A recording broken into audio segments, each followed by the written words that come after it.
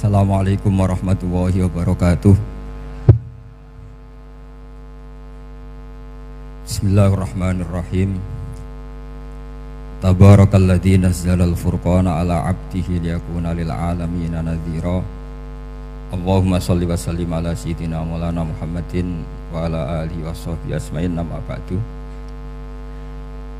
Ingkang sangat kula hormati, sangat kula takzimaken Kiai Haji Mustafa Bisri sedanten keluarga, Kiai Haji Yahya dan semua keluarga besar Bani Mbah Bisri Mustafa. Ingkang sangat kula hormati Profesor Dr. Al-Habib Said Aqil Al-Munawwar. Beliau adalah profesor ahli hadis juga sekaligus ahli tafsir yang sangat kita hormati, sedanten yang hadir kita hormati. Mari bersama-sama nikmati audisi ini. Jadi ini saya digambar Mbah Mus untuk audisi. Jadi saya lulus apa enggak ya tidak tahu. Tapi saya pastikan tadi kalau Profesor Said Aqil Al-Munawwar fasih membaca Al-Quran, saya akan menjadi kompetitornya, akan fasih memaknai tafsir Quran. Karena saya sudah tidak mungkin bersaing di suara. Orang tahu semua kalau suara saya itu jelek. Mungkin Allah mau bagi-bagi rezeki. Jadi kalau saya suaranya bagus, nanti tidak diundang jadi mufassir, diundang jadi penyanyi hadroh. Jadi sudah itu saya nikmati saja. Begini, saya dari awal itu sudah saya perkirakan. Jadi kalau nasib saya baik, itu kalau kalian tidak paham itu akan ngomong gini, wah ilmunya Gus Bak tinggi sehingga kita tidak paham. Itu kalau nasib sedang baik. Kalau nasib saya buruk, itu minim artikulatif sehingga menjelaskannya bulat, itu pasti nggak pinter orangnya, karena menerangkan saja tidak mudah difahami. Tapi kalau nasib sedang baik, sampeannya nggak paham malah muji ilmu saya yang tinggi. Padahal kadang nggak memahamkan, memang rumusnya itu salah sehingga bulat. Tapi insya Allah nasib saya malam ini baik. Begini, saya dulu pernah berdoa berkali-kali sama Allah Subhanahu Wa Taala bahwa saya ingin membaca Quran itu fasih fil makna. Fasih itu artinya jelas, runtutan logikanya jelas. Sehingga barokahnya fase itu logika Quran atau logika yang dibangun Quran itu menjadi benar-benar logika yang diterima siapa saja, termasuk diterima oleh orang kafir. Kita tahu Umar itu masuk Islam sebelum mondok apa gak pernah mondok? Sebelum mondok, tidak pernah beliau ngaji tafsir, tidak pernah mondok. Tapi beliau dengar Quran itu faham.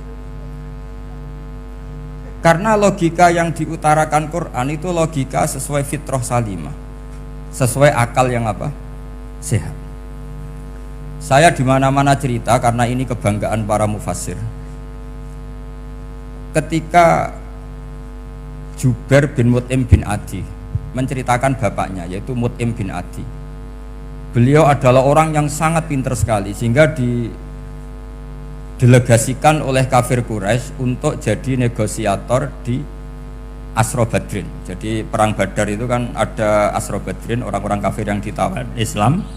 Kemudian orang ini diutus untuk jadi negosiator. Singkat cerita pas datang ke Madinah, pas Rasulullah SAW baca surat Wattur wa kitabim mastur fi raqim mansur sampai ayat am khuliqu min ghairi syai'in am humul khaliqun, sampai ayat am khalaqus samawati wal ard. Di ayat itu Allah menceritakan kalau Tuhan-Tuhan yang kamu anggap Tuhan itu sebagai Tuhan, misalnya Lata, Uzza, Manat, nggak apa-apa kata Allah. Tapi kata Allah, saya minta bukti prestasi mereka apa kalau sebagai Tuhan itu. Apakah pernah ikut menciptakan langit bumi? Atau kalau nggak bisa menciptakan urun, kata Allah, urun semen sak-sak kata Allah, sementing urun. Sehingga logika lalu terbangun, prestasinya apa? Tuhan-Tuhan yang kami tuhankan itu, kata Allah, Qul ara'aytum ma tad'una min dunillah aruni madza khalaqu minal ardi am lahum syirkun fis samawati. Kalau mereka Tuhan, tunjukkan prestasinya ke saya, kata Allah. Apakah mereka terlibat dalam penciptaan langit dan bumi? Atau kalau nggak bisa menciptakan 100%, kata Allah setidaknya urun. Ya tadi urun semen, am lahum syirkun fis samawati. Syirkun maknanya urunan. Lalu ketuhanan berhala, Uzza dan sebagainya batal karena ayat ini. Orang kafir berpikir wah ini tidak Tuhan karena nggak punya prestasi apa-apa. Lalu mereka secara ekstrim malah berpikir ateisme, tidak mengakui adanya Tuhan. Kalau nggak diakui adanya Tuhan, berarti alam raya ini dimulai dari ketiadaan. Logikanya berarti begini, hadhil maujudat khalaqahal adam. Langit yang karuan wujud, bumi yang karuan wujud, hewan-hewan yang karuan wujud, matahari, rembulan, lautan semuanya wujud. Kemudian semua maujudat ini dirumuskan khalaqahal adam, diciptakan oleh ketiadaan. Pertanyaannya adalah mahuwal junun asyaddu min hada. Kegilaan apa yang lebih parah ketimbang ini? Karena sesuatu yang wujud dimulai dari sesuatu yang tidak wujud. Berarti sama dengan mengatakan hadhil maujudat khalaqahal adam. Semua yang enggak ada ini diciptakan oleh sesuatu yang enggak ada. Jadi semua yang ada diciptakan oleh sesuatu yang enggak ada. Maka Quran ketika ngendikan am khuliqu min ghairi syai'in. Apakah kalian semua atau mereka semua diciptakan min ghairi syai'in, min ghairi khaliqin maujudin.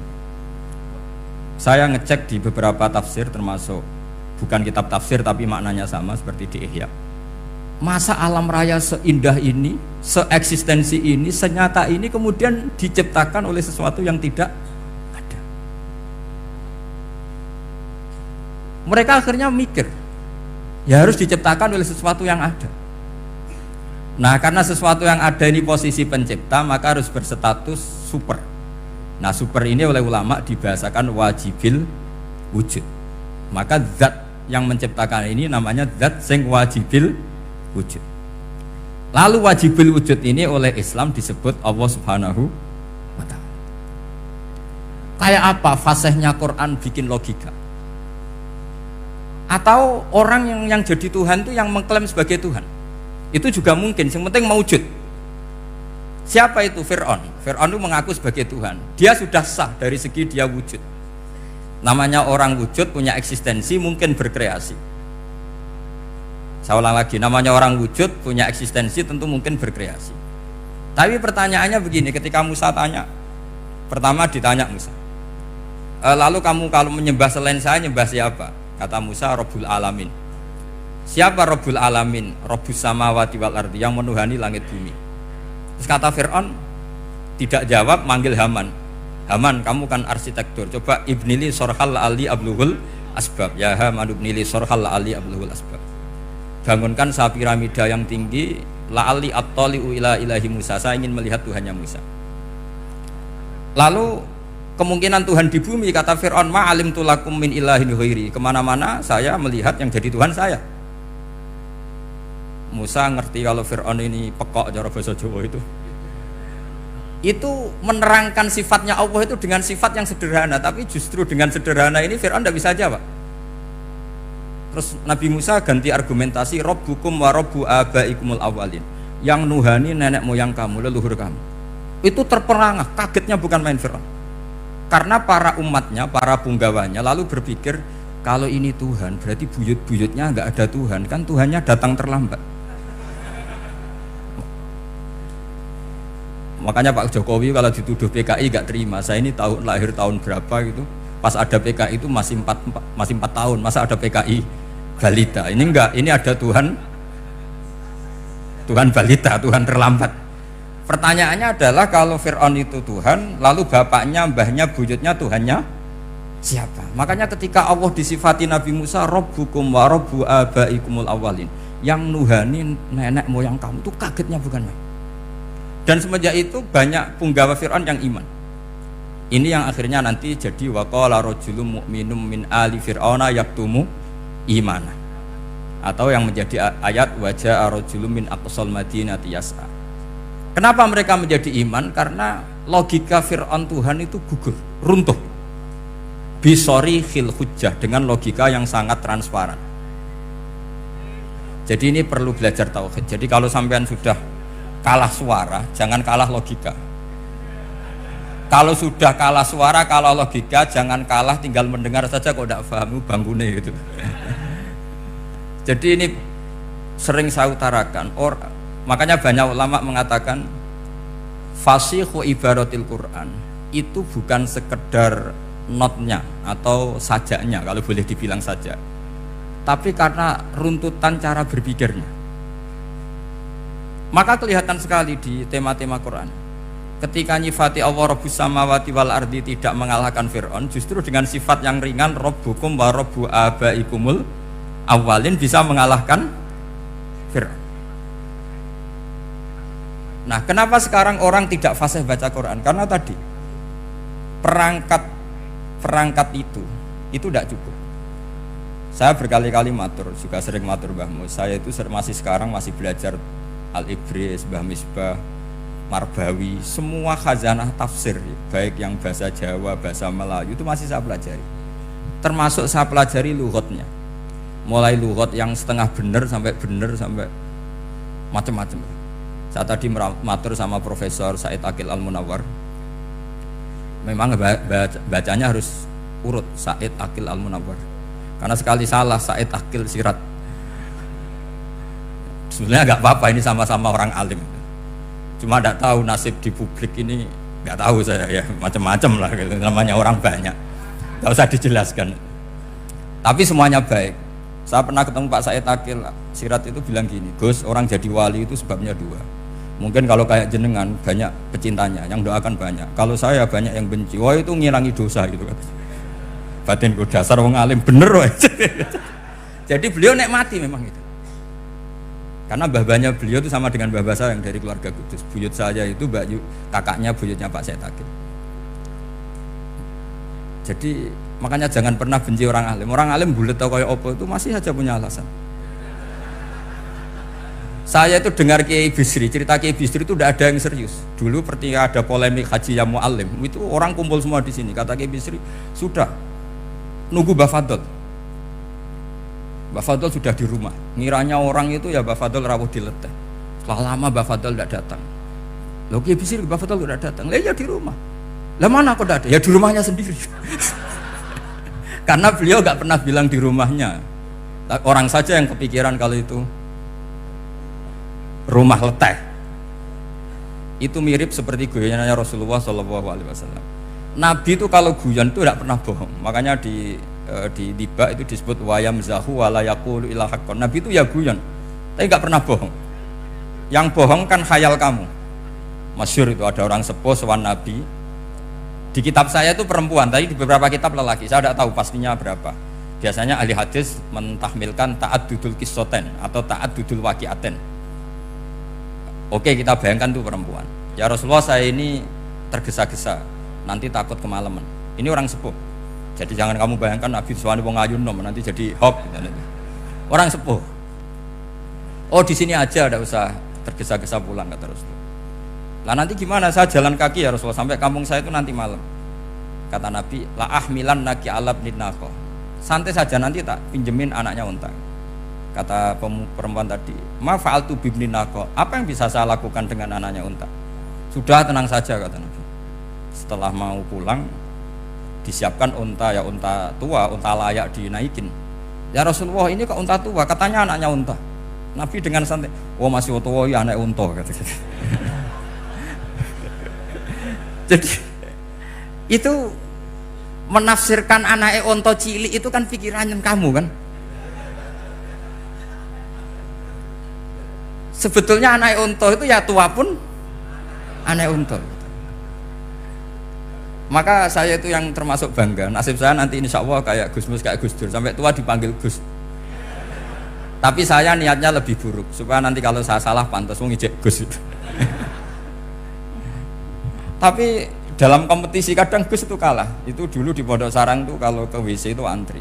Itu yang di WC didodok supaya cepat keluar. Ayo cepat keluar, saya Gus. Dikira teror Gus itu yang di WC menjadi takut. Yang dalam WC gak kalah, saya malah kiai. Sehingga jadi memang kacau, kalau sudah logika itu kacau. Tapi di Ihya kitab yang populer dikaji di pesantren, itu ada babnya. Qadiyat itu pengarang tentang betapa wajibnya takzim sama Rasulullah. Tapi punya bab mizahun Nabi, guyonan-guyonannya Kanjeng. Cuma Nabi seninya tadi wala yaqulu illa haqqan. Meskipun guyon itu enggak pernah bohong, itu butuh seni itu. Bohong apa guyon tapi tidak pernah bohong. Tapi umatnya ada saja yang pernah niru, ya termasuk Ki Bisri tadi. Sudah nunggu Mbah Fadl, sudah di dalam. Ketika ditunggu ternyata ya dalamnya Mbah Fadl sendiri, bukan di dalam apa? Ada seorang raja yang gemar kawin karena orang Arab gemar kawin. Itu setiap ada perempuan cantik ingin dinikah. Nikah itu masih baik, jadi sama ndak usah anti. Soal kamu drengki sama orang poligami itu ya hasud gitu. Yang layak biar poligami asal ada yang mau dan siap-siap ada tambah satu hilang satu. Biasanya kan.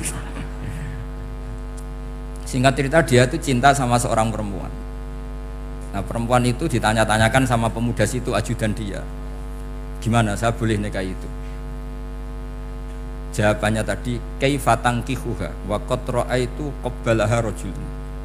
Kok kamu nikahi gimana? Saya pernah melihat dia itu dicium seorang lelaki. Kamu itu seorang raja, masa nikahi perempuan yang pernah dicium seorang lelaki? Wah itu miso-miso raja. Udah enggak.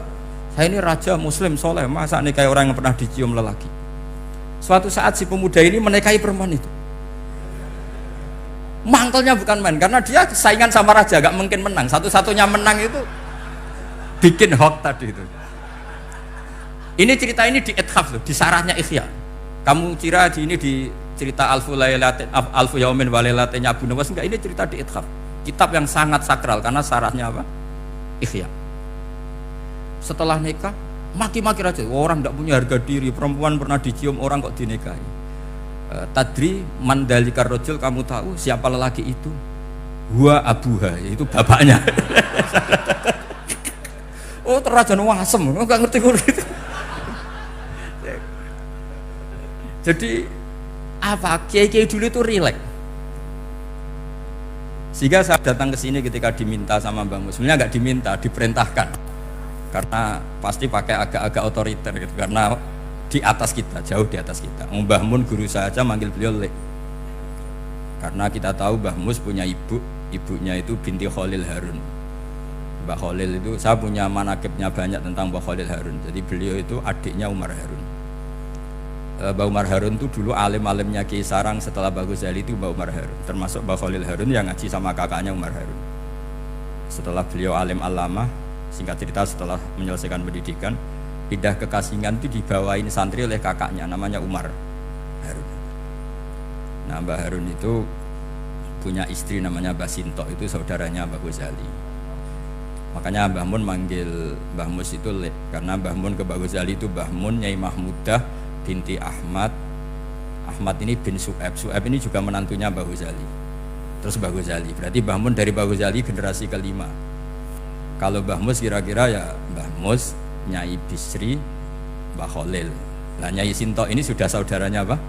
Mbah Ghazali. Berarti Mbah Mun dengan Gus Mus itu kalah satu tokoh di urutan nasab, makanya manggil apa? Lek.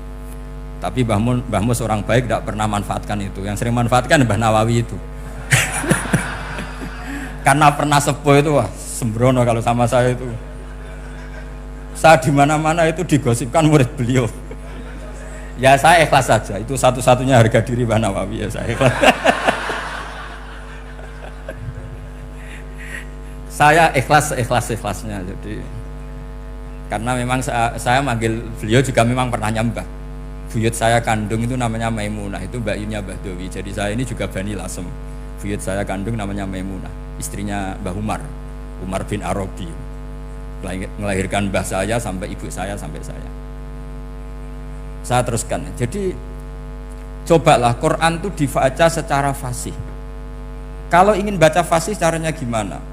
Kamu harus belajar balaghah, belajar lisanul Arab, belajar mantek, belajar logika.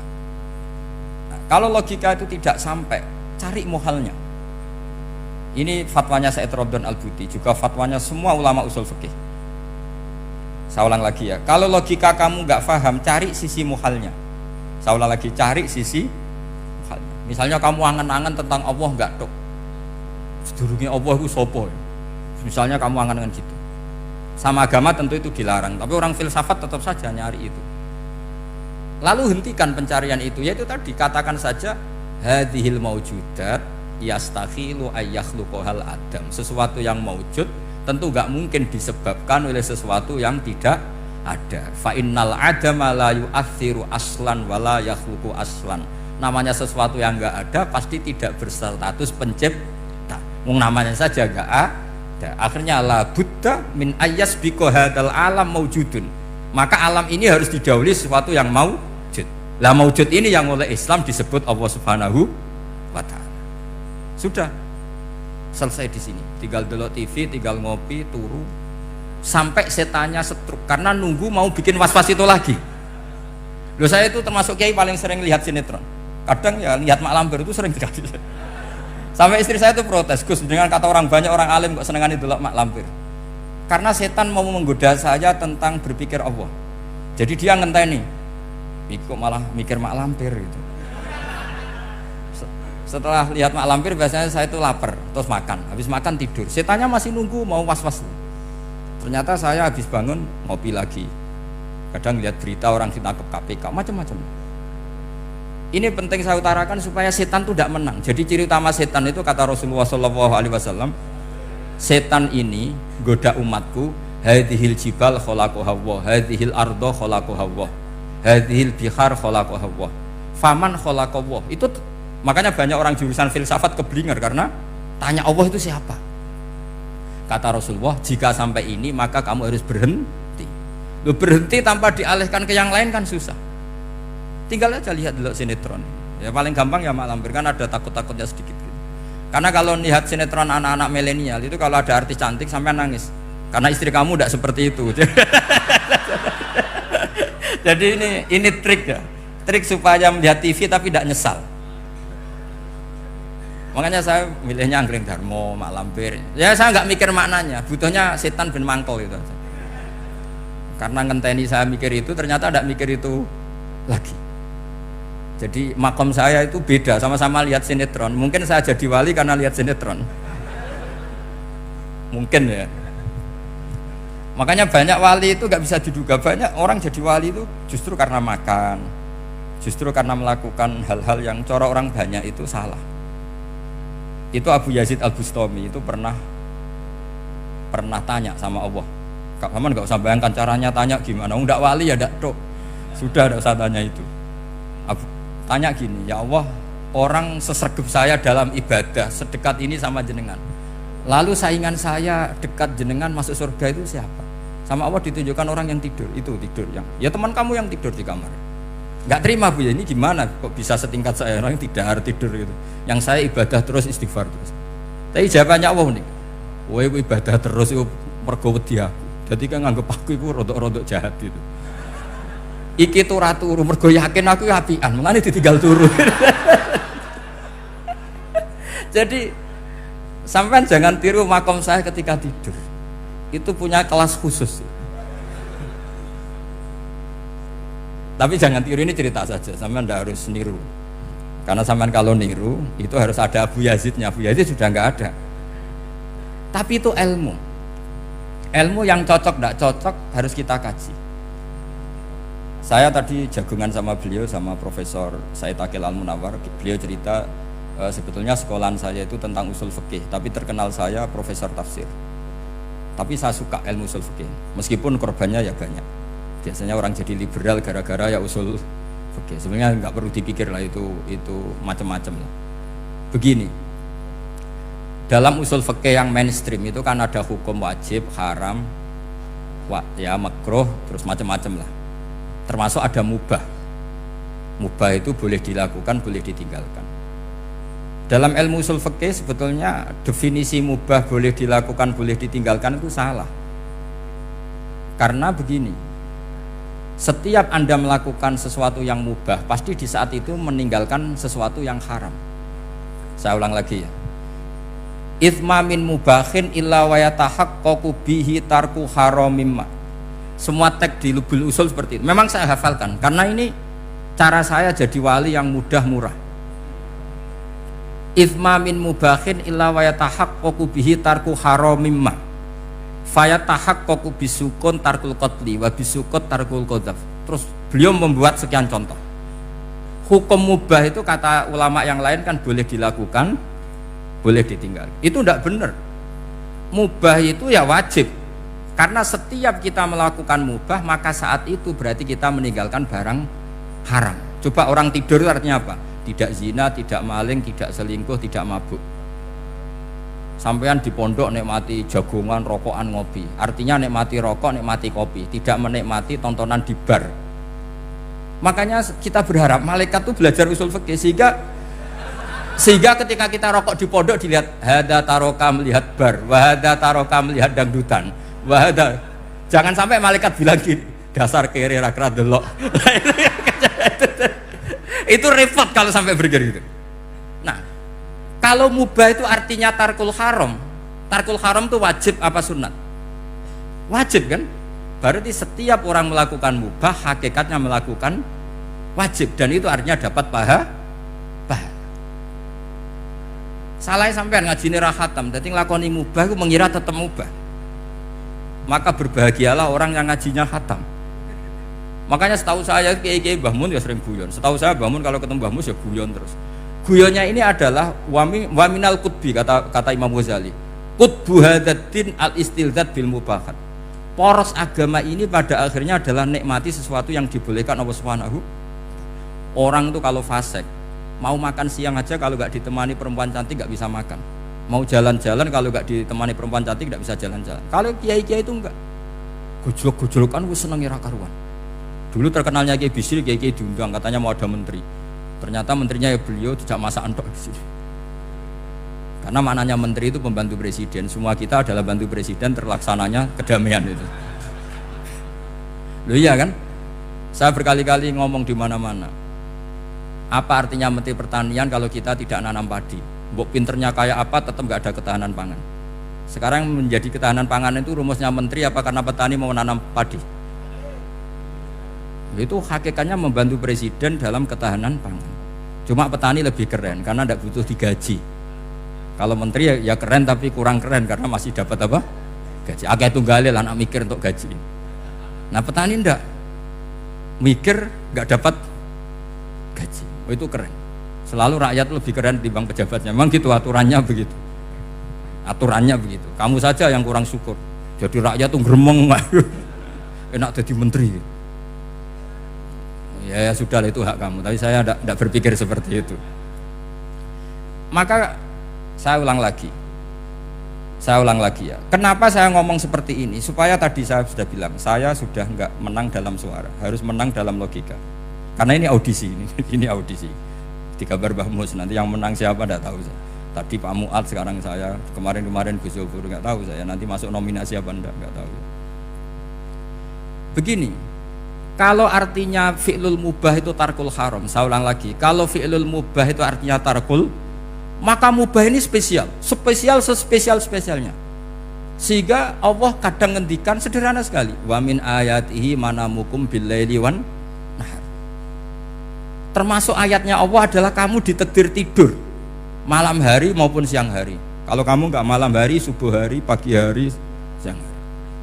Kenapa dihitung wa min ayatihi? Sekarang kalau ada pakar medis, pakar kesehatan bilang ini kalau kurang istirahat mati, kalau kurang istirahat jantungan. Berarti tidur adalah menghilangkan penyakit jantung. Obat paling mandi dengan orang rutin tidurnya itu masih mandi orang rutin tidurnya. Kamu beli obat harganya 1 miliar tapi gak pernah tidur 3 hari, tetap taqabbalallahu minna minkum taqabbal ya karim. Maka yang penting itu obatnya apa tidurnya? Tidurnya yang dibantu obat. Tapi kalau obat tok gak dibantu tidur masih sakit. Berarti penting mana tidur sama obat?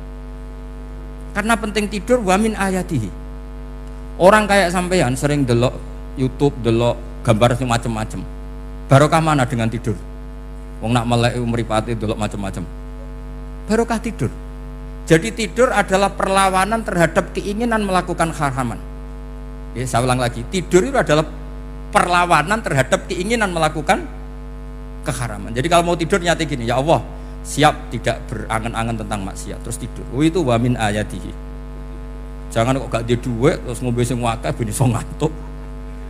Wah ini tidur yang untuk melawan kemiskinan. Supaya lupa utangnya tidur, lupa kasusnya, itu udah akan jadi wali yang seperti itu.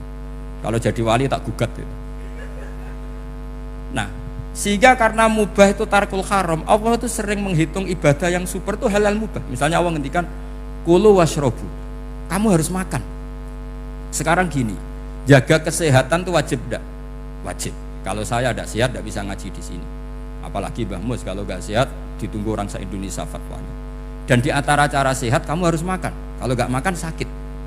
Lalu makan dengan posisi menyehatkan orang yang bisa fatwa, bisa mulang, bisa macam-macam. Posisi ini super apa tidak super? Super. Maka Allah kadang sederhana ngendikan ibadah itu kulu wasrobu jong kowe yo mangan yo. Tapi ayat ini menjadi tidak hebat kalau dibaca orang tidak pernah ngaji, nggak pernah ngaji usul fikih. Pangeran piye toh? Trimo ngongkon mangan kowe dikongkokno kulu. Wis ora usah ngono ya wis mangan. Rusak Quran kena makna niku rusak. Kamu tahu superiornya ayat kulu wasrobu kalau belajar fa inna fi'lal mubah berarti tarkul haram karena saat melakukan mubah artinya tarkul haram. Dan tarkul haram itu penting. Sekarang gini, merusak diri sendiri haram apa enggak? Haram. Untuk supaya tidak rusak kamu harus makan. Berarti makan wajib apa sunat? Wajib. Lho sing haram itu kalau loden tulung piring dintekno. Nah, dengan cara pemaknaan seperti ini Quran akan superior. Bahkan di ayat-ayat yang kelihatannya sederhana, kulu washrobu wala tusrifu. Ketika Nabi Musa dimenangkan mengalahkan Fir'aun, itu Allah firman pertama gitu, kamu harus makan mimma razaqnakum. Cuma syaratnya wala tatghaw fihi fayakhilla alaikum ghadab. Kalau kamu berlebihan nanti dapat ghadab saya. Nah, khawatir saya kalau ilmu ini sudah hilang terus ayat-ayat yang biasa tentang kemanusiaan dikira biasa. Padahal ayat ini super. Misalnya nikah. Nikah itu oleh Allah, perempuan yang kita nikahin itu oleh Allah disebut surga. Saya punya bukti. Misalnya gini ayat ya, wala tangkihul musyrikati hatta yu'min wala amatum mu'minatun khairum min musyrikati walau a'jabatkum. Terusannya ayat wala tungkihul musyrikina hatta yu'minu wala abdu mu'minun khairum min musyriki walau a'jabakum. Terusannya ayat itu ulaika yad'una ilan nar. Para musyrikah yang ingin kamu nikahi karena mereka non muslim atau kafirah atau musyrikah itu hanya mengajak kamu masuk neraka. Maksudnya ngajak itu kan bisa saja kamu tertarik perempuan tadi sampai kompromi merubah akidah kamu. Terusannya ayat wallahu yad'u ilal jannah. Harusnya dengan perbandingan kamu jangan menikahi musyrikah. Logika perbandingannya kan wallahu yad'u ila nikahil mu'minah. Saya ulang lagi, harusnya muqabalahnya kan wallahu yad'u ila nikahil mu'minah. Allah mengajak kamu supaya menikahi mu'minah. Tapi kata mukminah sama Allah diganti wallahu yad'u ilal jannah. Allah mengajak kamu masuk surga. Ila nikahil mu'minah. Artinya gini, setiap kamu hubungan intim sama istri kamu itu adalah menjadi kamu tidak zina. Jadi kalau kamu tidak zina, barokahnya istri kamu ini penopang kamu masuk surga. Makanya Rasulullah pernah ditanya ibadah itu apa saja. Nabi secara ringan diantara jawabannya wa fi buti ahadikum shadaqah. Sudah kamu ngumpul istri kamu itu ya ibadah gitu. Terus kata sahabat-sahabat, ya Rasulullah ayati ahaduna syahwatahu wa walahu ajrun. Yang benar saja Rasulullah, masa urusan gitu dapat pahala gitu. Nabi jawabannya ya enteng, alai salawaduha fi haramin aka'ana ali wisrun. Kalau dia salah yang dikeloni kan ya dosa. Berarti kalau ngeloni yang benar juga pahala. Berarti istri kamu itu jannah surga. Cuma jannah yang agak aneh karena rewel itu agak aneh. Jadi itu jannah yang agak aneh. Maka supaya jannah ini tidak aneh, kata Rasulullah itu cara bersuami istri itu kata Rasulullah halla jariyatan tula ibuka wa tula ibuka. Sebagian riwayat halla jariyatan tudhahikuha wa tudhahikuka. Kamu cari perempuan yang gampang guyon, gampang rileks. Mula abah itu rileks, mudhahaka ya rileks. Saya berkali-kali cerita, saya ini termasuk orang yang nggak pernah diskusi penting sama istri saya karena takut tegang. Biasanya kalau tegang itu yang suaminya kalah. Jadi saya itu nggak pernah diskusi penting. Saya kemarin mau ke Pasuruan ya, mau ke Peloso itu ditanya mau kemana, ya tidak tahu. Terus pulangnya kapan? Ya nggak tahu. Wong kok rohan. Ya saya senang saja. Nggak roh itu artinya kan bodoh. Orang bodoh itu nggak mukallaf, artinya nggak dosa kata saya. Jadi saya ngambil hikmahnya saja. Anda takut, ditakoi kok jawabannya ora jelas. Ora jelas itu misteri. Memang dunia itu penuh misteri. Pokoknya tak itu. Pokoknya yang kira-kira itu jadi tidak penting. Rasulullah tuh kalau debat sama istrinya ya milih gitu, milih mula abah mutohaka. Saya punya sekian cerita betapa Rasulullah tuh rileks ngadepin cemburu-cemburunan. Sayyidah Khadijah tentu orang yang super bagi Rasulullah. Sampai ketika adiknya Sayyidah Khadijah, kalau nggak salah namanya itu Halah itu, kalau datang itu Rasulullah tuh menjamu karena mengingatkan suara Khadijah. Kalau muji Khadijah itu sudah langit Rasulullah. Sehingga Aisyah itu cemburu. Bagaimana Anda selalu muji Khadijah? Waqad abdalakallahu khairan minha. Allah mengganti yang lebih cantik ketimbang Khadijah dan lebih muda. Maksudnya Aisyah. Kenapa masih muji yang sudah meninggal? Tua lagi kan. Gantian Sayyidah Fatimah yang tersinggung karena ibunya ditua-tuakan. Itu ketika Fatimah cemburu, mangkelnya sama Sayyidah Aisyah. Mangkel manusiawi loh. Enggak usah kamu jadi Syiah terus benci Aisyah itu. Karena kalau kamu jadi benci Aisyah berarti kamu nganggap Aisyah itu salah. Dan itu efeknya di Rasulullah, berarti Rasulullah milih istri yang salah. Makanya kita ini madzhabnya ahli sunnah wal jamaah. Abu Bakar tidak mal'un. Kenapa tidak mal'un? Kalau kamu bilang Abu Bakar mal'un berarti Rasulullah salah pilih teman.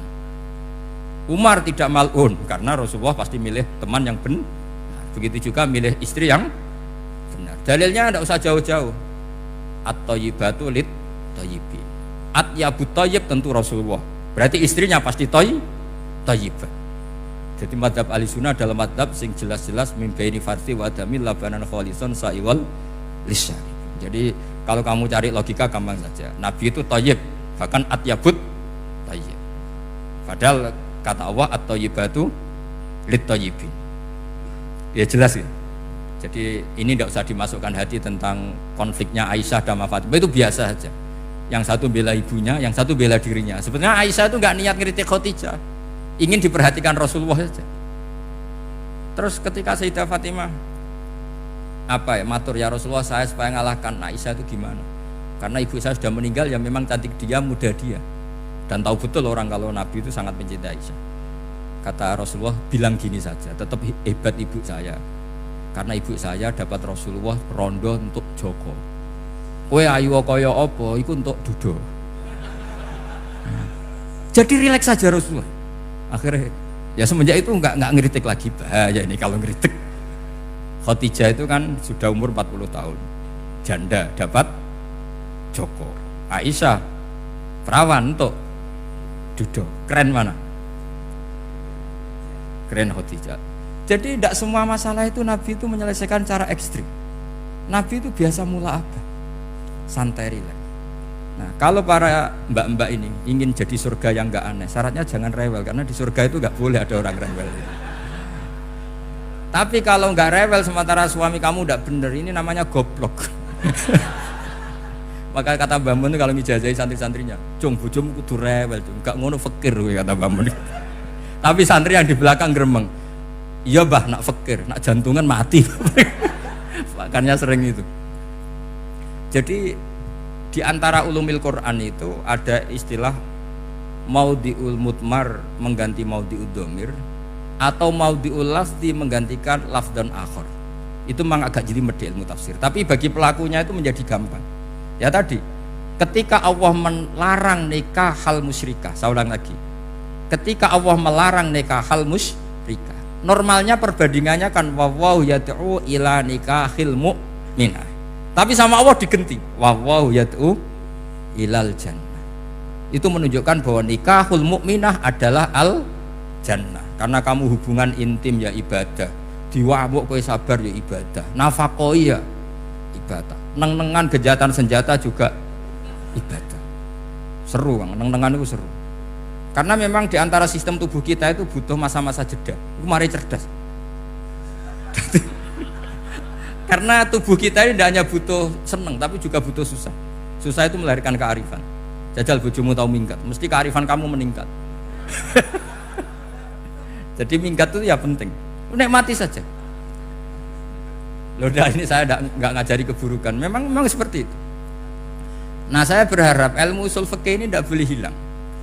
Karena dengan ilmu usul fikih kita tahu mubah adalah tarkul haram dan tarkul haram adalah wajib. Maka Allah sering sekali membicarakan sesuatu yang mubah itu superior. Kayak tadi wa min ayatihi manamukum billaili wan nahar. Termasuk ayatnya Allah adalah kamu itu tidur. Cara berpikir tadi, kalau saya tidak tidur sakit, kalau sakit habis biaya banyak. Sementara tidur hanya butuh seperti ini. Betapa baiknya Allah dengan tidur bisa menjaga kesehatan yang kalau tidak dijaga berbiaya tinggi. Berarti hadan naumul ibadah. Terus ulama bilang tidur itu ibadah kalau niatnya litaqawi alal ibadah. Tapi nak waya blojo turu lah itu sing masalah. Tapi tentu ilmu itu ada pembanding. Sekarang ketika kamu tidur itu tarkul wajib apa tarkul haram, lah itu masalahnya. Seringnya kamu itu tarkul wajib. Waya mulang turu. Waya ngantor wong kerja turu. Lah itu tarkul haram apa tarkul wajib? Tarkul wajib. Kalau tarkul wajib berarti status tidur kamu haram. Sudah pinter ini, sudah maju ini, sudah maju.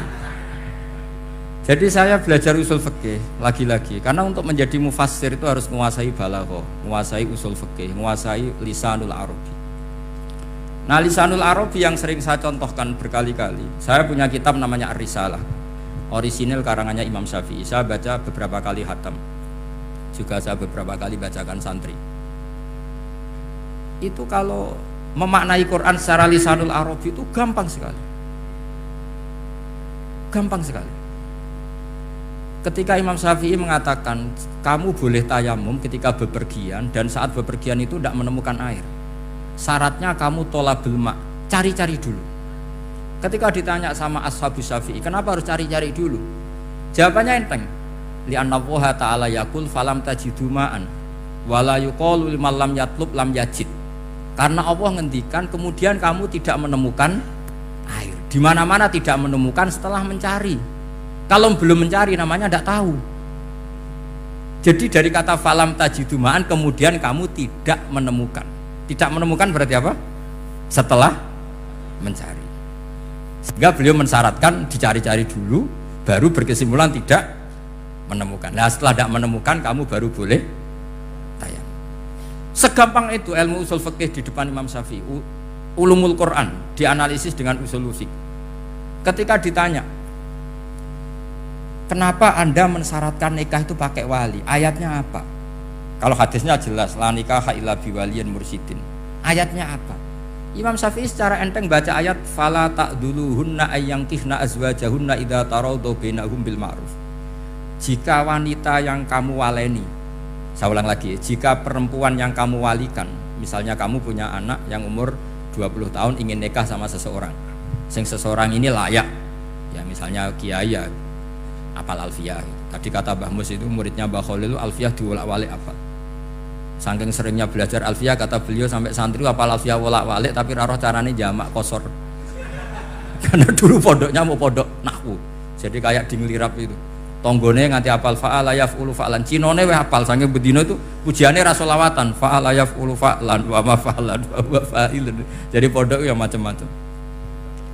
Itu saat tadi sampai mana itu? Tentang apa? Wali nikah tadi. Di bab fikih, saya ulang lagi di bab fikih. Itu kata Allah, jika perempuan yang kamu walikan itu ingin nikah, fala ta'duluhunna, jangan kamu larang. Kata Imam Syafi'i, kalau seorang wali tidak punya hak mewalikan, maka larangan jangan menghalangi itu tidak ada gunanya. Misalnya gini, Zaid itu tidak punya utang saya ulang lagi, Zaid tidak punya utang saya. Memang ini ilmu logika, Zaid tidak punya utang saya. Terus sampean bilang ke saya gini, Gus Bah, Zaid ojo tageh. Itu omongannya wong aneh apa enggak? Aneh kan? Tapi kalau Zaid punya utang saya 1 juta, terus kamu menasihati saya, Gus Zaid ojo tageh, benar apa enggak? Wali itu punya hak melarang. Saya ulang lagi, wali berarti punya hak melarang putrinya tidak nikah. Jika diperintahkan Allah, kamu jangan pernah melarang. Berarti punya hak melarang. Kayak tadi, Gus ojo tageh, berarti aku dia hak nageh. Misalnya otoritas bandara ATR, pesawat Boeing sekian-sekian Lion bolehkan landing di sini karena operatornya punya hak melarang, juga punya hak mengizinkan. Tapi kalau orang lain kamu bilangin pesawat Lion nggak boleh landing di Semarang, orang lain yang nggak terkait dengan otoritas itu, aneh nggak omongan itu? Aneh. Kalau wali dilarang menghalangi perempuan ingin nikah harus memberi izin maksudnya, maka berarti wali punya hak menikahkan. Paham yang saya maksud itu? Makanya Imam Syafi'i mensyaratkan seorang perempuan yang nikah harus pakai wali. Jadi segampang itu. Kitab Ar-Risalah menerangkan ulumul Quran. Dan dalam banyak hal ulama dulu tuh, makanya saya tadi berjanji, karena Quran itu bisa kamu baca fasih, kamu dengerin suara enak ya enak, kamu dengerin logika yang enak ya enak. Jangan sampai kamu udah dua-duanya. Suaranya sudah ada enak, logikanya tidak enak, itu kacau namanya. Ketika Imam Syafi'i ditanya bagaimana hukumnya uzubah, uzubah itu gak nikah, padahal ada hadis faman rohiba an sunnati falesa, kata Imam Syafi'i ya gak apa-apa. Kenapa? Fa inna wa ta'ala dzakara abdan sholihan wa qala wa sayyida wa hasura wa nabiyya minas sholihin. Allah menyebut nabi yang soleh, dan diantara nabi yang soleh itu ada yang berstatus hasur. Hasur itu tidak ada keinginan sama perempuan, akhirnya tidak nikah. Berarti tidak nikah itu boleh karena ada nabi yang tidak nikah. Segampang itu dulu. Saya punya kitab, saya ini baru gencar-gencarnya kampanye kitab Syajaratul Ma'arif, karena memang kitab itu bagus, menurut saya simpel dalam memahami Quran. Jadi anggap saja ini bentuk penghormatan saya sama Ki Bisri yang sudah mengkhidmai, mengenalkan ulumul Quran lewat tafsir Al-Ibris. Yang Kiai Misbah punya tafsir Al-Iqlin. Memang dua beliau itu, kalau yang satu ngarang terjemah Alfiyah, yang satu yang ngarang satu, ini dua kutub yang berbeda, yang satu sangat rileks, yang satu sangat seperti itu, nggak usah diterjemah nanti jadi repot. Itu ulumul Quran yang ditulis Syajaratul Ma'arif itu gampang sekali. Misalnya begini, beliau bikin judul Babun Nafil Ibad Bikullil Bilad, bab seseorang harus manfaat kapan saja dia berada. Itu terus beliau qala ta'ala wa ja'alani mubarakan ainama kuntu. Ciri utama para nabi itu ngendikan wa ja'alani mubarakan ainama kuntu. Saya dijadikan di mana-mana itu berkah. Jadi seseorang hidup harus di mana-mana manfaat. Terus ketika beliau ngendikan babun la yutrakul haqqu li ajlil batil, bahwa kebenaran tidak boleh ditinggalkan hanya karena ada banyak kebatilan. Beliau terus ngendikan inna sofal marwata min sya'airillah faman hajjal baita wa atamara fala junaha alaihi ayat tawafa bihima. Jadi di Sofa itu ada berhala namanya Isaf, di Marwah ada berhala namanya Nailah, atau sebaliknya, pokoknya Isaf dan Nailah. Terus sahabat kalau mau sa'i itu merasa dosa karena harus melewati berhala-berhala itu, sehingga mereka tanya, ya Rasulullah, saya ini tetap tawaf gak? Padahal di tempat-tempat itu ada berhala. Terus kata Allah, tetap tawaf. Nah, tetap tawaf ini artinya apa? Melakukan barang hak meskipun di situ banyak kebatilan. Itu manhajnya para orang-orang alim kita. Mbah Mun, Mbah Mus itu ya berkawan sama orang yang macam-macam. Kamu tidak usah ngeritik, itu fikihnya sudah kelas tinggi. Fikihnya tuh la yutrakul haqqu li ajlil batil. Saya di mana-mana cerita. Saya punya kitab namanya Khilyatul Auliya wa Tabaqatul Asfiya. Itu syarat kamu kalau daftar wali harus punya kitab itu. Khilyatul Auliya wa Tabaqatul Asfiya. Itu karangannya Abu Nu'aim Al-Asfihani. Kitab itu yang jadi indukan Ihya ketika menyebut manaqibul akhyar. Kita tahu Ihya kalau bab tasawuf mengikuti Kutil Qulub yang di kalang Abu Thalib Al-Makki.